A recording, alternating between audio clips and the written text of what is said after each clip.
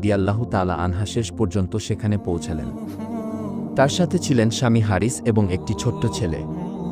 কিন্তু তারও অবস্থা ছিল ভীষণ দুর্বল, ক্ষুধা ও দারিদ্র্যতা এবং অবসাদ তাকে গ্রাস করেছিল, যার কারণে তিনি নিজের শিশুকেও ঠিকমতো দুধ খাওয়াতে পারছিলেন না। তবুও সেই নিরাশার মধ্যেই আল্লাহর রহমতের এক দরজা খুলতে চলেছিল। এদিকে হযরত হালিমা রাদিয়াল্লাহু তাআলা আনহার ভাগ্যের তারা যেন জলমল করে উঠল। আল্লাহর তাকদিরই এমন ছিল যে তার বুকে দুধের অভাব যেন রহমতে পরিণত হল। কারণ যখন তিনি শিশু নিতে বেরিয়েছিলেন, তখন কেউই তাকে নিজের সন্তান দিতে চাইছিল না। সবাই ভেবেছিল, যার নিজের সন্তানই দুধ পাচ্ছে না, সে আবার অন্য শিশুকে কিভাবে দুধ খাওয়াবে।